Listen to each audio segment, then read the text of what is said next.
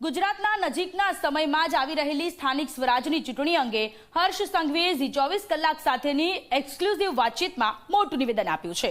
ગુજરાતમાં ત્રીજી પાર્ટી પગપેસારો કરી રહી છે તે અંગેના સવાલમાં નાયબ મુખ્યમંત્રી હર્ષ સંઘવીએ કહ્યું કે ભારતીય જનતા પાર્ટી અને ગુજરાતની જનતા વિશ્વનું સૌથી મોટું સંયુક્ત કુટુંબ છે અને ભાજપના કાર્યકરો લોકો વચ્ચે રહીને રાત દિવસ કામ કરનારા લોકો છે।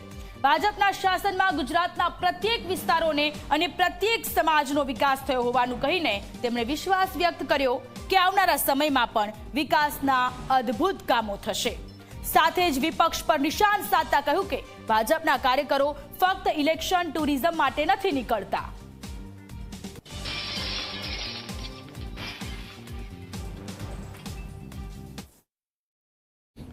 નગર નિગમની એટલે કે કોર્પોરેશન્સની ચૂંટણીઓ આવી રહી છે અને એક બાજુ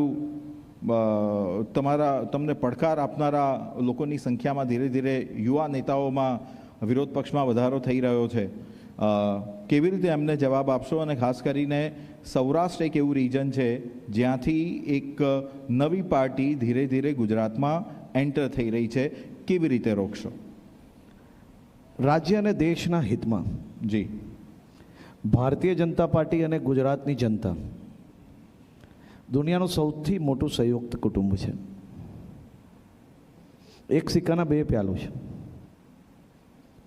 ભારતીય જનતા પાર્ટીના શાસનમાં ગુજરાતના પ્રત્યેક વિસ્તારનો વિકાસ થયો છે, ગુજરાતના પ્રત્યેક સમાજનો વિકાસ થયો છે, ગુજરાતના તમામ નાગરિકો એ અમારો પરિવાર છે અને દેશ હિતમાં કામ કરતી આ પાર્ટી અને પાર્ટી જોડે જોડાયેલા સૌ કાર્યકર્તા એ લોકોની વચ્ચે રહીને ખાલી ઇલેક્શન ટુરિઝમ માટે નથી નીકળતા, લોકોની વચ્ચે રહીને રાત દિવસ કામ કરવાવાળા લોકો છે।